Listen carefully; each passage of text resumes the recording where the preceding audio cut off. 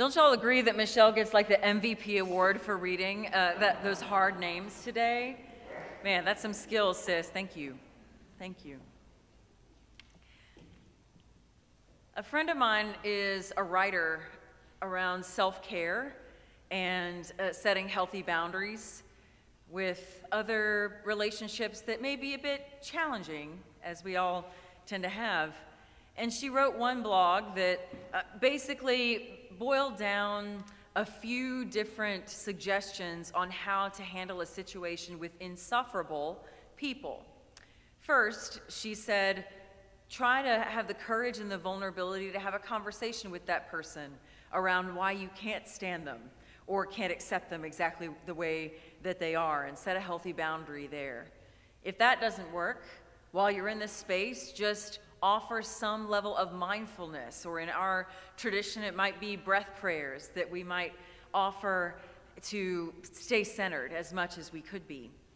And then if all of that doesn't work, she said, just bring a bottle of wine.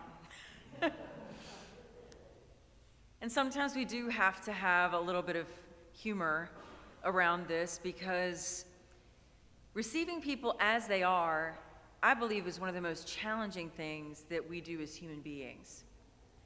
Each of us have our own challenges and triggers that come in human relationships from the ways that we've been formed even when we were young. And so it is important for Christians to talk about radical acceptance of others, because if we aren't for that and trying to engender more of that in the world, then who are we? So I have this image. It's almost like this huge hula hoop. We don't do the hula hoop thing much with kids anymore, but you have this ring, every single one of us around us. And it is like this boundary that we can determine who we allow in, and we accept all of their kind of quirky or stubborn qualities in life, that we love them enough where we will take them just as they show up. And then there may be some others, if we're honest, outside of the boundary that we want them to stay over there, right? I hear some laughing and some recognition there too. And so I want you to start thinking about who is in your hoop. It may not be all the people that you would have expected to come to mind.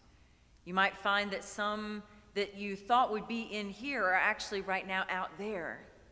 And so just do that internal audit as we continue to grapple with this subject today. We are talking today about acceptance of others, but again, as I've said from the very first week together, we need to go back always to acceptance of ourselves to create fertile ground for this. I saw a story recently about a woman that was dying of AIDS, and the last decade of her life, she had been addicted to heroin and was trying to get a fix anywhere she could. It didn't matter from whom or from what place, just as long as she received it. And the only person that she ever really was able to show love and continue to offer love to was her daughter. And even yet, this love didn't keep her from basically destroying her own life. There was a priest that was making the rounds of this community hospital, and he came upon her door and felt the Spirit prompting to go in. And he sat down next to her, introduced himself, and asked how she was doing. And she replied, "I'm lost. I've ruined my life and every life around me. There's no hope for me. I imagine I'm probably going to hell, so you're wasting your time."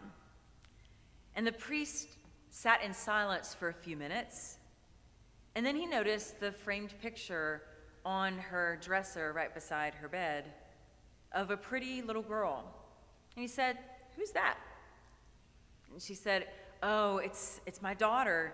She's the one beautiful thing still in my life. And would you help her if she were in trouble and maybe made a mistake? Would you forgive her? Would you continue to love her?" "Of course I would. I would do anything for her," the mother said, "and she will always be precious and beautiful to me. Why are you asking a question like that?" And the priest said, "Because I want you to know that God has a picture of you on God's dresser too. A picture of you. A picture of you and me on God's dresser in a very prominent place of memory, of celebration every day. And if we can come to that kind of love and acceptance for ourselves, however we've shown up and sat in the pew or on the chancel this morning, it is one of the greatest triumphs that we will ever overcome in our lives. It is exceedingly easier sometimes to come to a peaceful acceptance of others in the present moment when they're good or kind. But we know that there are always people in our lives that might be what I call ERGs, extra grace required, right? Romaine Rollins said, "There is only one brave thing, really, in the world. It's to see the world, all of the world, as it actually is, and to love it anyway." It's kind of like Job with this story that was created for the people that were sojourning still through the wilderness and exile. And they found themselves creating this conversation between Job and three different sects of wisdom literature that were represented by the three men that he was talking to. You know, he had this chapters-long conversation with these three men, and what did he say? Right in the middle of it all, we didn't hear it from our reading today, but he said, if you look in chapter 13, if only you would stay silent for a minute, that would be your wisdom. And so these men, if we dig down deep, these men, Eliphaz and Bildad and Zophar, were each kind of pushing a different agenda to some degree, and they had different character to them, just like our friends and family within or outside of our hoop always do. Bildad was the logical one. Eliphaz was the sensitive one, if you look at his reflections in the scripture. And then Zophar is the hot-headed one, which is the part of the reading that we heard from today in chapter 20. They may have been different in their approaches and in their schools of thought in wisdom, but they had a common mind on Job, that he needed to be fixed. And you know how well we are able to do when we're trying to fix things in the world that are outside of our control. So what was important for them were kind of shifting tactics a little bit. You have the first part of their conversation, if you go through the whole of the 40 some odd chapters in the story, and the first part was their aim to motivate Job to call upon God for help, that you're a righteous man, that you've done everything right. They emphasize that Job's chances for restoration by a just God that they believe in will succeed if he just calls out for mercy. And then I think when they got a little fatigued and tired of sitting in the muck and mire of his situation, and perhaps these three men in different ways got triggered in their own fear about what might happen to them too, their aim changed to motivating Job to admit his own sins that must have caused this drastic suffering in his life. We see in the chapter before, right before Zophar's response, I just want to share with you the place where Job was in his own thinking as he responds to Bildad and all three of the men as they were talking. And he says right before, if you're thinking, how can we get through to him, get him to see that this trouble is all his own fault? Forget it, Job says. Start worrying about yourselves. Worry about your own sins. I find that to be some pretty considerable wisdom there. And then in the Message translation version, it says that Zophar claps back and he says, I can't believe what I'm hearing. You've put my teeth on edge. My stomach is in a knot. How dare you insult my intelligence like this? Well, here's a piece of my mind. And then he goes on. You may not have been able to hear it in more fancy terms as far as the translations that we usually read. It makes it more accessible and more human at times. They were obviously triggered by something. And his friends became more of a self-help type of posture, like they could be in the section of a Barnes & Noble store. That if you put this in plus this, and the equation will equal this. It's that simple, black and white, and then we can go home. If only our lives could turn out as smoothly as just that. Part of the reason that equation isn't so smooth and why it doesn't compute is part of what we learn about the story of Job, and we learn about God through this story, is that we don't serve a God that is expecting us to rely on self-help alone. And thank God for that. Eventually, Job comes to his own understanding of his place in the universe, and that it's his place, his posture that he's taken that has become his own obstacle to his relationship with God.